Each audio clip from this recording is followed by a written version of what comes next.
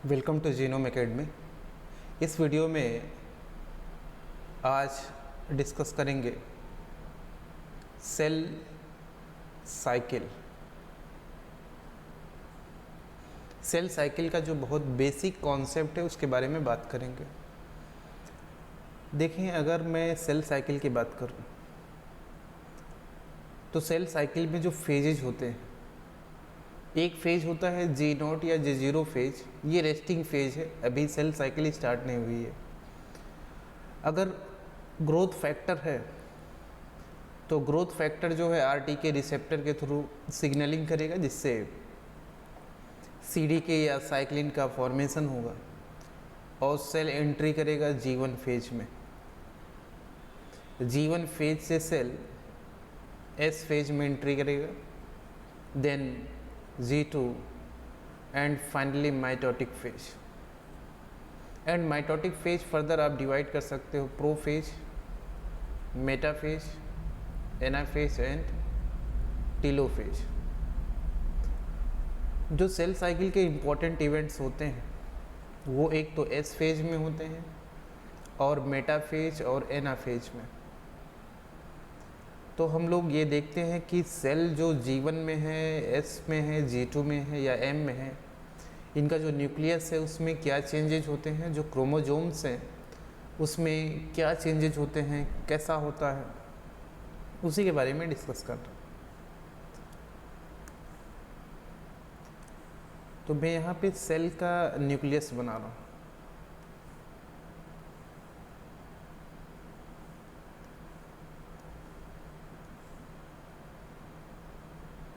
ये सेल का न्यूक्लियस है और अलग अलग फेजेज की बात करेंगे।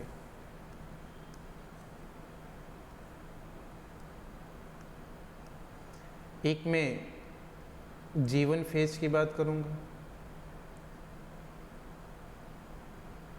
फिर S फेज की बात करूंगा, फिर metaphase and anaphase, क्योंकि ये फेजेस बहुत ही इम्पोर्टेंट हैं। अगर मैं ह्यूमन की बात करूं तो ह्यूमन एक डिप्लॉयड ऑर्गेनिज्म है जिसमें नॉर्मल कंडीशन में 46 क्रोमोसोम प्रेजेंट होते हैं। कहने का मतलब 46 डीएनए प्रेजेंट है। मैं यहाँ पे 2 क्रोमोसोम दिखाता हूँ। ये मैंने एक क्रोमोसोम बनाया, ये सपोज ये क्रोमोसोम नंबर 1 और ये पैटर्नल क्रोमोसोम है। एक और क्रोमोसोम बनाया, ये भी क्रोमोसोम नंबर 1 है और ये मैटरनल क्रोमोसोम है। तो सेम क्रोमोसोम की 2 कॉपी प्रेजेंट है, इसीलिए यहाँ पे हम 2n लिखे हैं क्योंकि 2 कॉपी प्रेजेंट है। अब अगर मैं यहाँ पे एक कैपिटल A एलील रिप्रेजेंट करता हूँ तो चूँकि दोनों होमोलॉगस क्रोमोसोम हैं तो उसके जस्ट सामने सेम लोकस पे कैपिटल A या स्मॉल a हो सकता है। अगर दोनों तरफ कैपिटल A है तो जो जीनोटाइप होगा वो होमोजाइगस डोमिनेंट। अगर दोनों एक पैटर्नल और एक मैटरनल क्रोमोसोम पे अगर मैं दोनों स्मॉल a लेता हूँ तो होमोजाइगस रिसेसिव का केस है। और अगर मैं ऐसा कंडीशन लेता हूँ जहाँ पे एक एलील कैपिटल और एक एलील स्मॉल है तो ये आपका हेट्रोजाइगस डोमिनेंट हो सकता। ठीक है, ऐसा G1 फेज का कंडीशन है। हालांकि जो G1 फेज होते हैं वहाँ पे क्रोमोसोम क्रोमेटिन के फॉर्म में होते हैं। फिर S फेज में जैसे जैसे हम G1 से S और G2 फेज की तरफ बढ़ते हैं तो 2nm DNA, 11nm, फिर 30nm ऐसे इंक्रीज होते होते जब मेटा फेज तक पहुँचते हैं तो 700 nm का DNA की थिकनेस होता है। मेटा फेज और एना फेज में आपको प्योर कंडेंस फॉर्म मिलेगा जिसको आप क्रोमोसोम बोलते हैं। लेकिन मुझे यहाँ पे G1 फेज में आपको समझाना है तो मैंने यहाँ पे क्रोमोसोम बना रखा। ये 2 क्रोमोसोम हैं। अब इनका क्या होगा, S फेज में रेप्लिकेशन होगा। तो मैं ये क्रोमोसोम नंबर 1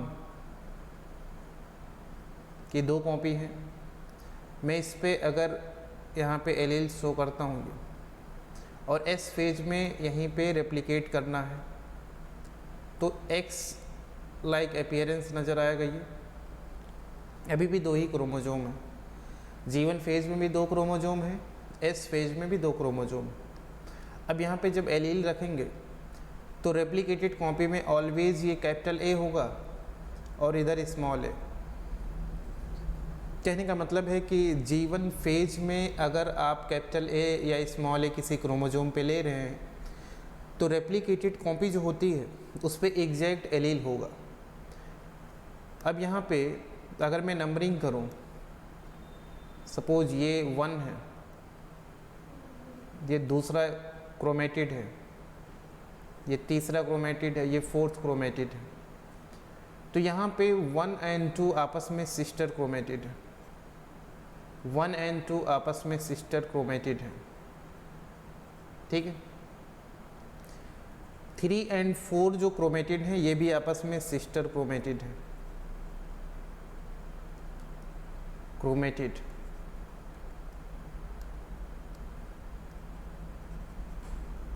सिस्टर क्रोमेटिड है। लेकिन यही अगर आप 1 और 3 की बात करो, या 1 और 4 की बात करो, या 2 और 3 की बात करो, या 2 और 4 की बात करो, तो ये आपस में नॉन सिस्टर है। समझ में आया? सिस्टर क्रोमेटिड जो होते हैं रेप्लिकेटेड कॉपी होते हैं, रेप्लिका होते हैं, और ये सिस्टर क्रोमेटिड हमें एस फेज में, G2 फेज में नज़र आएंगे, M फेज में नज़र आएंगे, लेकिन G1 फेज में सिस्टर क्रोमेटिड नहीं होता। सिस्टर क्रोमेटिड जब क्रोमोजोम रेप्लिकेट करते हैं इस फेज में तो जो एग्जैक्ट कॉपी आता है वही सिस्टर क्रोमेटिड होता है। अब देखिए जो नॉन सिस्टर क्रोमेटिड हैं ये दोनों तो होमोलॉगस क्रोमोजोम हैं, क्योंकि दोनों सेम क्रोमोजोम हैं, क्रोमोजोम नंबर 1 तो होमोलॉगस क्रोमोजोम पे अल्टरनेटिव फॉर्म जीन के प्रेजेंट हो सकते हैं। लेकिन अगर सिस्टर क्रोमेटिड की बात करोगे तो दोनों एलील सिमिलर होंगे। अगर एक पे कैपिटल ए रखे हैं, जैसे 1 पे मैंने यहाँ पे कैपिटल ए रिप्रेजेंट किया है, तो दूसरे क्रोमेटिड पे भी कैपिटल ए रखना पड़ेगा। 3rd पे अगर मैंने स्मॉल ए लिया है तो 4th क्रोमेटिड पे भी आपको स्मॉल ए लेना होगा। तो यहाँ पे स्टार्टिंग में यहाँ पे हम अगर जीनोटाइप लिखें G1 फेज में, तो G1 फेज में genotype capital A small A, और एस फेज में जीनोटाइप क्या होगा, capital A small A small A. अगर आप ऐसा सोच रहे हैं तो गलत है, ये आपको जीनोटाइप कैपिटल ए स्मॉल ए लेना है।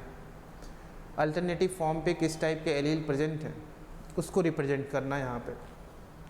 तो एस फेज में डीएनए का रेप्लिकेशन होता है। अभी भी 2 क्रोमोजोम हैं, तो हम यहाँ पे इस सेल में बोल सकते हैं कि ये अभी डिप्लॉइड है। यहाँ पे जो डीएनए कंटेंट है, हैप्लॉइड सेल में जो डीएनए कंटेंट होते हैं उसको सी से रिप्रेजेंट करते हैं। चूँकि ये डिप्लॉइड है तो यहाँ पे हम 2C बोलेंगे। डीएनए कंटेंट एस फेज में डबल हो जाता है तो इसको हम 4C बोलेंगे। अब अगर हम मेटाफेज की बात करें तो आप देखते हैं कि न्यूक्लियस, ये अगर मैं न्यूक्लियर मेम्ब्रेन रिप्रेजेंट करता हूँ तो मेटाफेज पे आपके न्यूक्लियस के पास जो है MTOC प्रेजेंट होगा। ये माइक्रोट्यूब्यूल ऑर्गेनाइजिंग सेंटर है। माइक्रोट्यूब्यूल ऑर्गेनाइजिंग सेंटर में सेंट्रियोल प्रेजेंट होते हैं, 2 सेंट्रियोल होते हैं, ठीक है। और दोनों सेंट्रियोल जो होते हैं, एक MTOC में 2 सेंट्रियोल हैं और वो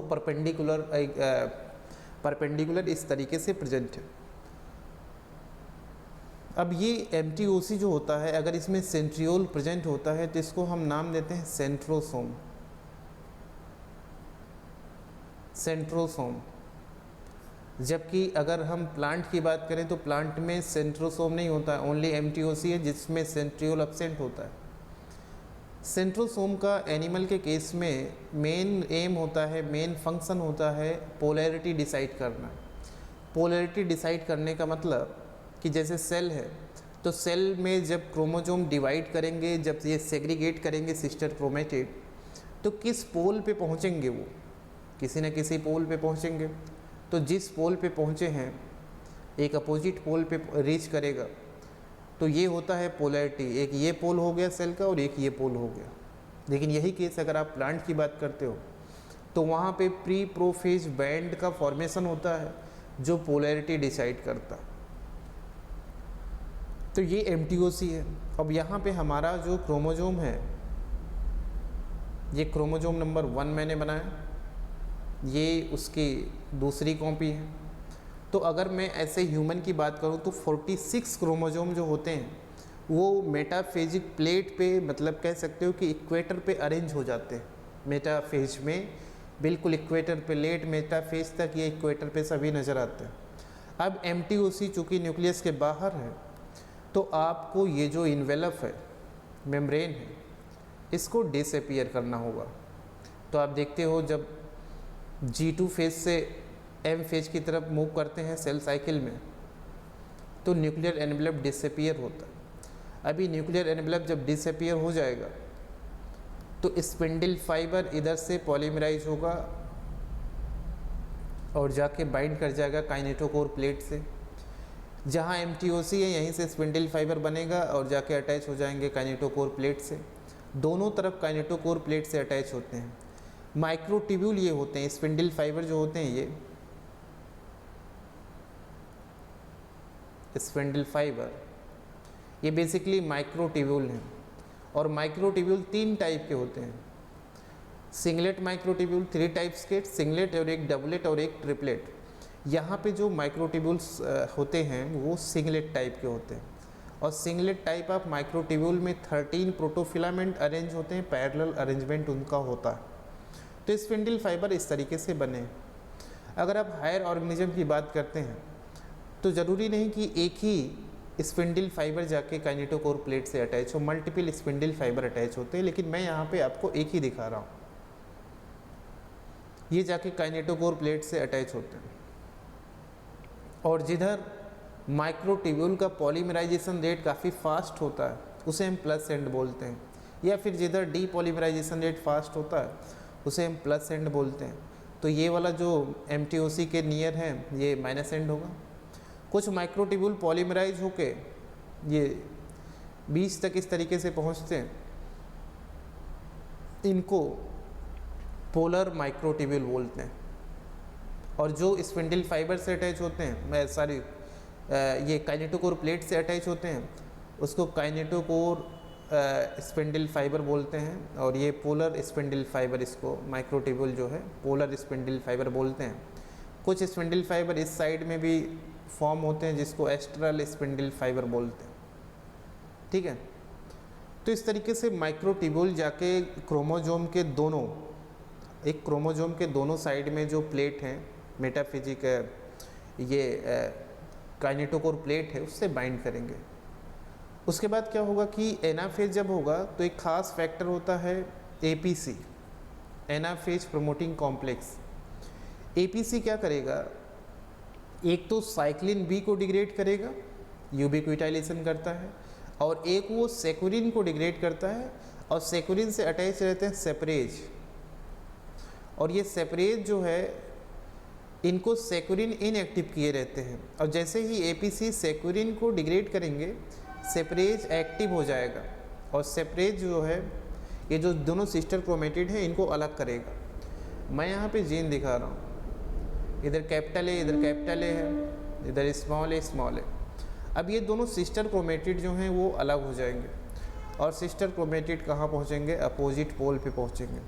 तो मैं एनाफेज में इस तरीके से, यहाँ पे आपका MTOC है, इधर MTOC है, सिस्टर क्रोमेटिड जो है अपोजिट पोल पे यहाँ पे पहुँच गए। एनाफेज में सिस्टर क्रोमेटिड अपोजिट पोल पे मूव किए। यहाँ पे मैं अगर एलील दिखाऊँ तो कैपिटल A, इधर एक कैपिटल A होगा, इधर स्मॉल a, इधर स्मॉल a। ये क्रोमोजोम नंबर 1, ये भी 1 है, ये भी 1 है, ये भी 1 है। ये अभी एक ही सेल में है ना। एक सेल में 4 क्रोमोजोम यहाँ पे नज़र आ रहा है। अभी तक तो 2 ही थे, अब 4 हो गए। तो यानी कि अगर आप ह्यूमन की बात करो तो एनाफेज में 46 × 2 92 क्रोमोजोम्स हो जाते हैं एनाफेज में। एनाफेज में 4n कंडीशन हो जाता है। उसके बाद फिर टीलोफेज आएगा तो वापस से न्यूक्लियर एनवेलप जो है रीअपियर हो जाएगा, मैं अगर टीलोफेज की बात करूं तो टीलोफेज में इस तरीके से न्यूक्लियर एनवेलप फिर से रीअपियर हो जाएगा इस तरीके से। और जीवन फेज में अगर यहाँ पे देखें तो एक ही MTOC होता है। यहाँ पे अगर मैं बना दूँ तो एक ही सेंट्रोसोम है, ठीक है। और ये G2S फेज में इसका डुप्लीकेशन इनिशिएट होता है और मेटा फेज तक ये दोनों एंड पे पहुँच जाते हैं। और इस तरीके से ये न्यूक्लियर मेम्ब्रेन है, ये न्यूक्लियर मेम्ब्रेन है। और इस तरीके से MTOC एक प्रेजेंट है और S फेज में ये डुप्लीकेशन स्टार्ट होगा और G2 फेज तक ये मूव करेंगे और मूव करके मेटा फेज के एंड तक ये दोनों पोल पे रीच कर जाएंगे, ठीक है। यहाँ पे जो आप स्पिंडल फाइबर देख रहे हैं, यहाँ पे काइनेसिन इंपॉर्टेंट रोल प्ले करते हैं क्रोमोजोम को अलाइन करना सेंटर में। तो यहाँ पे आप देख रहे हो कि जो 46 क्रोमोजोम मेटाफिजिक प्लेट पे अलाइन होते हैं उसके बाद स्पिंडल फाइबर नहीं बाइंड करता। स्पिंडल फाइबर जैसे मेटाफेज स्टार्ट होगा जब न्यूक्लियर एनवेलप डिसअपीयर हो जाएगा, क्योंकि न्यूक्लियर एनवेलप अगर रहेगा तो स्पिंडल फाइबर बाइंड कैसे करेगा। तो न्यूक्लियर एनवेलप जैसे ही डिसअपीयर हुआ मेटाफेज स्टार्टिंग में, उसके बाद पॉलीमराइजेशन स्पिंडल फाइबर का होगा और जहाँ कहीं भी क्रोमोजोम्स होंगे उनसे जाके काइनेटोकोर प्लेट से बाइंड करके बाद में उनको सेंटर तक अलाइन कर देते हैं। और एना फेज काफ़ी शॉर्टेस्ट फेज होता है एम फेज का। और यहाँ पे क्रोमोजोम डिवाइड कर जाएंगे। क्रोमोजोम में किसका सेग्रीगेशन होता है? सिस्टर क्रोमेटिड का सेग्रीगेशन यहाँ पे होता है एनाफेज में। वापस से टीलोफेज में न्यूक्लियर एनवेलप रीअपियर होगा। देखिए न्यूक्लियर एनवेलप जो डिसअपियर होता है वहाँ पे साइक्लिन बी और CDK1 B1 का रोल होता है। इसीलिए साइक्लिन बी को APC डिग्रेड करता है, एनाफेज प्रमोटिंग कॉम्प्लेक्स डिग्रेड करता है यूबिक्विटाइलेशन करके। तो जब B1 नहीं रहेगा, तो B नहीं रहेगा तो CDK1 इनएक्टिव हो जाएगा और जिसकी वजह से ये न्यूक्लियर एनवेलप को डिसअपियर नहीं कर पाएगा। होता क्या है कि न्यूक्लियर एनवेलप जो होते हैं वहाँ पे लेमिन्स प्रोटीन होते हैं जो कि इंटरमीडिएट फिलामेंट्स होते हैं। और लेमिन प्रोटीन्स में B1 फॉस्फोराइलेशन करता है, जो फास्फोराइलेट होने के बाद उनके बीच में रिपल्सन होगा, चूँकि नेगेटिव चार्ज उनके एंड पे अटैच हो जाते हैं और रिपल्सन होने की वजह से लेमिन प्रोटीन डिसएस्टेब्लिश हो जाते हैं और न्यूक्लियर एनवेलप डिसअपियर होगा। लेकिन इसको टीलोफेज में वापस से रीअपियर होना होता है। तो ऐसे ही माइटोसिस होगा। अब आप टीलोफेज का ये सेल देखें और जीवन फेज का सेल देखें तो बिल्कुल वैसे ही जैसे पेरेंटल सेल हैं वैसे ही डॉटर सेल होते हैं। तो अगर 46 क्रोमोजोम है, सोमेटिक सेल है और माइटोसिस होता है तो दो जो डॉटर सेल मिलते हैं वो भी 46 क्रोमोजोम कैरी करेंगे। अगर ये 2n है तो ये 2n और ये भी 2n डिप्लॉयड होंगे। ये नॉर्मल कंडीशन है। अब अगर मान लीजिए कि किसी एक क्रोमोजोम पे, जैसे तो मैंने बताया दोनों तरफ से स्पिंडल फाइबर बाइंड करते हैं, लेकिन अगर मान लीजिए कि एक तरफ से स्पिंडल फाइबर बाइंड ना करे तो उस केस में क्या होगा? नॉन डिसजंक्शन हो सकता है, एबनॉर्मल कंडीशन हो सकता है और यहाँ पे हो सकता है कि एक में 47 क्रोमोजोम हो जाए और एक में 45 हो जाए। तो ये 2n+1 हो सकता है, ये 2n-1 हो सकता है ना। हाइपर एनियोप्लॉइडी एंड हाइपो एनियोप्लॉइडी का कंडीशन डेवलप हो सकता है। कब ये कंडीशन डेवलप होगा? जब क्रोमोजोम के दोनों तरफ से स्पिंडल फाइबर बाइंड ना करें। नॉर्मल कंडीशन में क्रोमोजोम के दोनों तरफ से स्पिंडल फाइबर बाइंड करते हैं, इसीलिए चेक पॉइंट होता है। फ्री काइनेटोकोर प्लेट से बब और मैड इंटरेक्ट करते हैं और आगे चल के वो मेटाफेज और एनाफेज के बीच में इनिबिशन काज करते हैं ताकि एनियोप्लॉइडी कंडीशन डेवलप ना हो। तो ये था माइटोसिस का बहुत बेसिक चीज़ें जिसको मैंने यहाँ पे जीन को, एलील को रिप्रेजेंट किया, किस तरीके से पेरेंटल सेल और डॉटर सेल मिलते हैं। मैं फिर अगर मैं मियोसिस की बात करता यहाँ पे, तो मियोसिस में जो सीन है ये अलग होता है। मियोसिस में जो ये अरेंजमेंट है ऐसा नहीं होगा। मियोसिस में होमोलॉगस पेयरिंग होगा क्रोमोजोम का। यहाँ पे 46 क्रोमोजोम की एक लेयर बनती है, एक लेयर 46 क्रोमोजोम का होगा बीचों बीच में सेल में, और इधर से स्पिंडल फाइबर इधर से बाइंड किए रहेंगे। लेकिन अगर आप मियोसिस की बात करें तो मियोसिस में क्या होगा कि क्रोमोजोम मेटाफेज में, मैं अगर मियोसिस की बात करूं,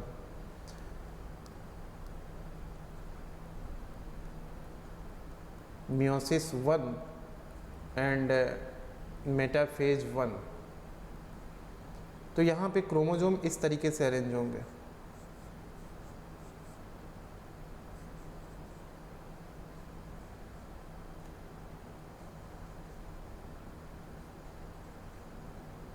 ये क्रोमोजोम नंबर 1 एक पैटर्नल है और ये क्रोमोजोम मैटरनल है।